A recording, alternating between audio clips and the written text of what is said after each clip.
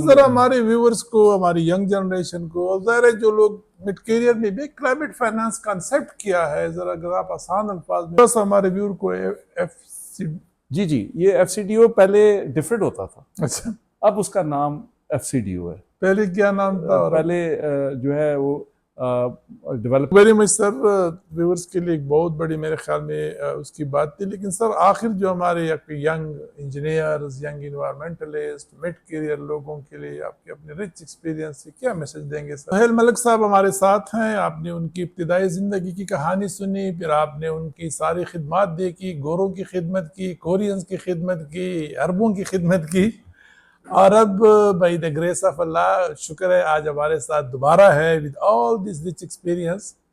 तो अभी ये यहाँ पे क्लाइमेट रिसोर्स कोऑर्डिनेशन सेंटर है एक, थोड़ा सर में बताएं ना ये सेंटर क्या है, कब से बना है, क्या इसकी ऑब्जेक्टिव है, आपका क्या रोल है इसमें? कि ये इसकी थोड़ी सी मैं बैकग्राउंड दूं कि जब मैं फाइनल उसमें था कोरिया में, तो हमारे बोर्ड मेंबर हैं, अभी वो एम्बेसडर हैं अगर कजाकिस्तान के, ठीक है, तो he still the board member, काफ़ी अरसे से बोर्ड मेंबर है, भट्टी साहब, नोमान भट्टी।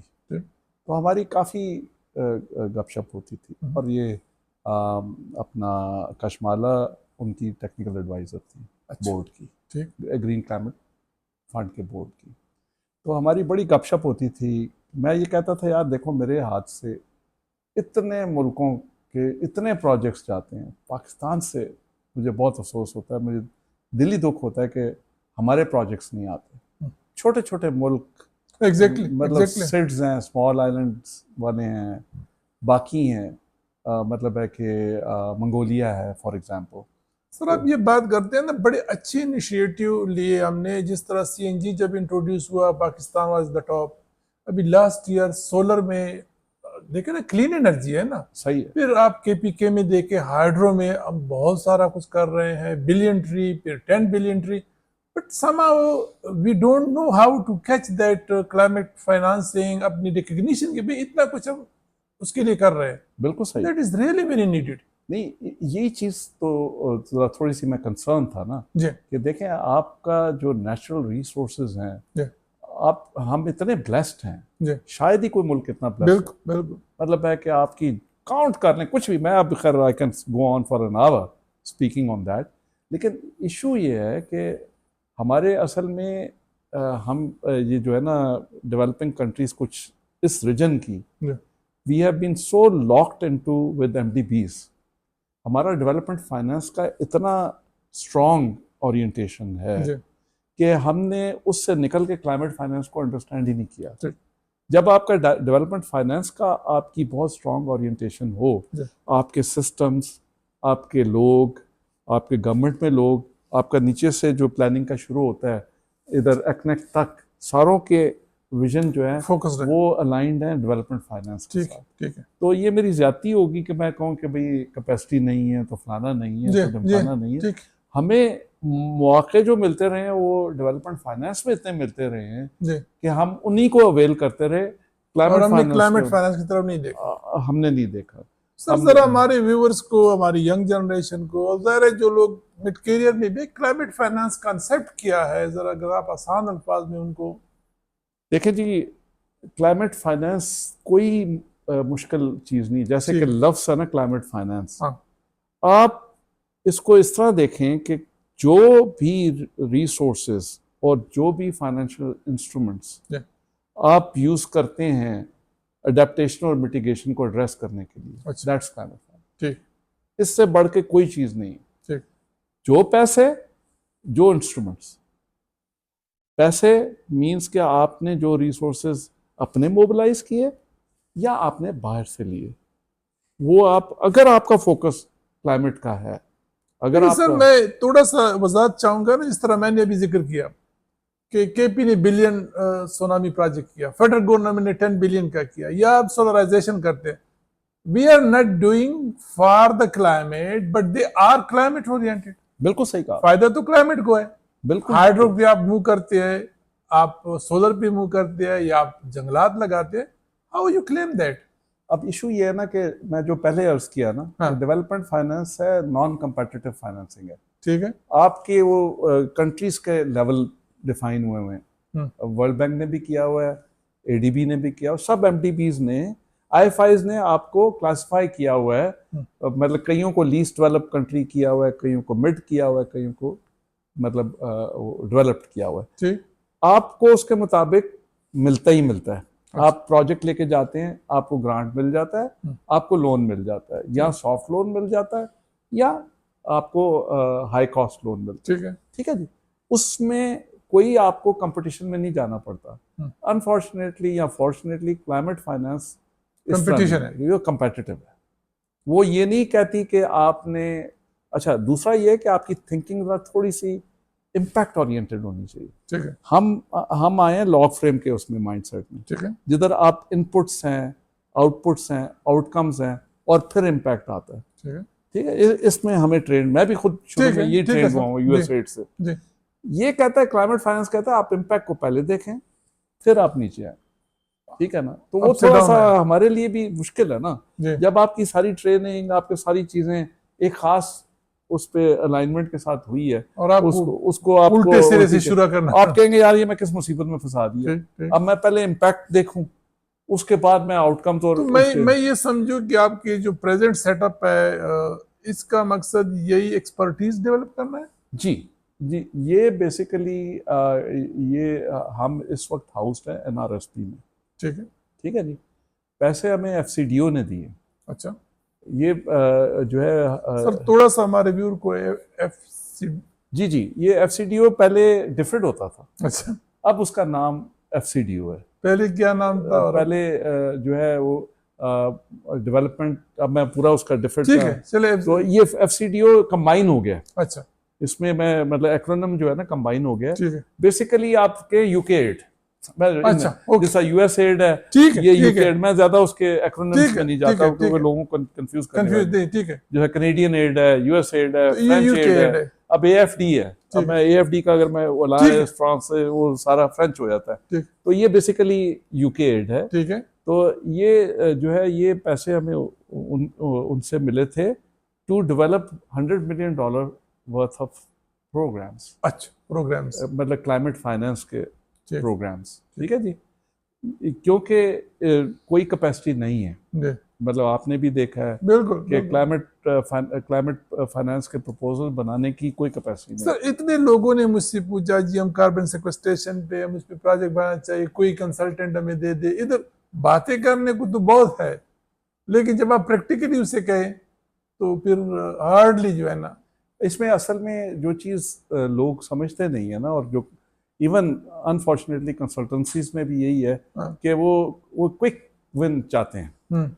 इसमें यू हैव टू अंडरस्टैंड कि आपका क्लाइमेट रैशनल स्ट्रांग होना चाहिए।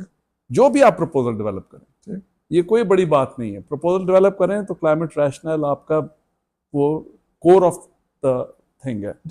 तो हमारा ज्यादा एम्फेसिस इस पे होता है। दूसरा एम्फेसिस हमारा होता है स्टेक होल्डर कंसल्टेशन।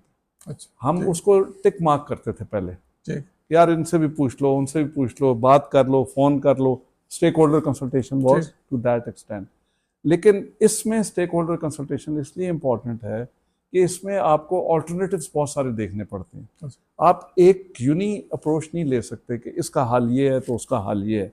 तो आप जब ऑल्टरनेटिव्स देखते हैं, तो आप जब तक के डॉक्टर बशीर साहब मुझे नहीं बताएंगे यार ये भी हो सकता है, ये बेहतर तरीका है इस क्लाइमेट इशू को एड्रेस करने का, तो स्टेक होल्डर कंसल्टेशन है, आपका जो है क्लाइमेट रैशनल है, आपका ESS है, आपका जेंडर है। ये तो सारे मैं कंपोनेंट्स बता रहा हूँ। लेकिन मेन चीज ये है कि आपने उसकी जो किस चीज को एड्रेस कर रहे हैं, ये लोग समझ जाए ना कि आप किस क्लाइमेट इवेंट को कर रहे हैं एड्रेस। हमारी तो बेसिक्स एनवायरनमेंट और क्लाइमेट के दरमियान डिफरेंस में ही रह जाते हैं हम कि इसको कैसे डिफरेंशिएट तो यहाँ पे सर मैं ये समझू कि आपने वो जो प्रोग्राम डेवलप करना है, वो आपने प्रोग्राम की डेवलपमेंट है या कोई कैपेसिटी बिल्डिंग में भी कोई कंपोनेंट है इसका? देखिए जी, हमने 2021 में ये ऑफिस शुरू किया था with in NRSP, and this is NRSP's जिसे कहते हैं ना प्रीमियर जो है वो क्लाइमेट फाइनेंस फैसिलिटी है, उसमें हमने 2-3 साल में पहले तो हमने इसका पूरा प्रोग्राम डेवलप किया है कि क्या कंपोनेंट्स होते हैं प्रपोजल को बनाने के लिए।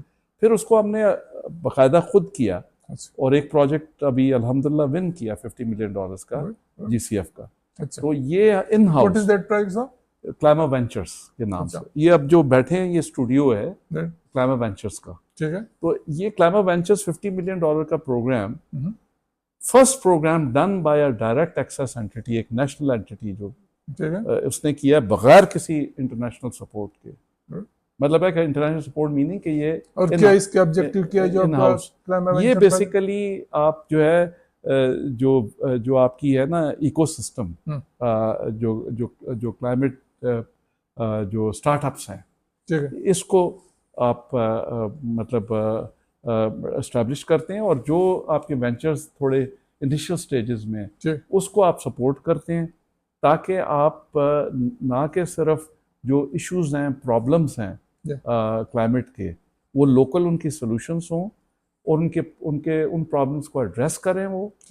ये हमारी ये अज़म ये है कि हमारे जितने छोटे छोटे आइडियाज़ हैं ना यूनिवर्सिटीज़ में स्टूडेंट्स के, अपना लोकल लेवल पे, गांव के लेवल पे, आउटरीच टाइप का हम वो आइडिया सारे लेके उन आइडियाज़ को वेंचर्स में कन्वर्ट करना, बिजनेस वेंचर्स में, जो कि प्रॉफिटेबल हों।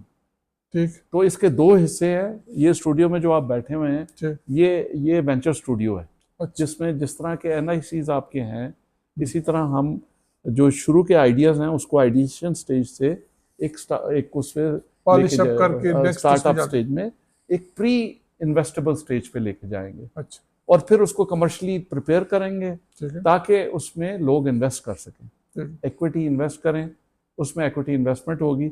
So it's a purely private sector. अब देख लें कि पाकिस्तान जैसे मुल्क में हम एक तो प्राइवेट सेक्टर का चैलेंज लिया हमने, पब्लिक सेक्टर में तो माशाल्लाह काफी हो सकता है, प्राइवेट सेक्टर में अभी तक नहीं हुआ। तो ये this is the first one in the private sector, जिसमें कि हम locally produced, made for, made by Pakistan, that is the overall concept of CRCC के इस प्रोजेक्ट का। Thank you very much sir.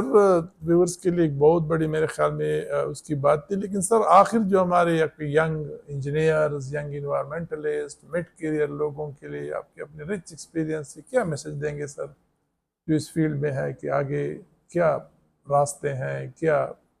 जी, मेरा तो मैसेज जो है, जो मैं अभी बात ख़त्म की है, मेरा मैसेज ये है कि आप जो है, जो करंट आपके कॉन्टेक्स्ट है पाकिस्तान का, ये बहुत फर्टाइल है for working in climate.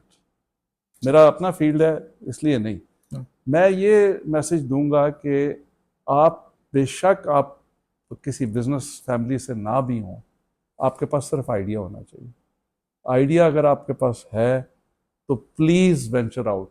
Failure आती है, failure is a part of success. तो ये आप एक ट्रेडिशनल पाथवे जो कि आपने और मैंने और हमारे बुजुर्गों ने कहा कि जी इंजीनियर बनना है, डॉक्टर बनना है और कुछ चीज़ नहीं बनना है, तो आप अगला जो ज़माना है वो है जो है वेंचर्स का, और आप वेंचर आउट करें, खुल के मतलब इसमें जाएं, अपने आइडियाज़ को अनलीश करें।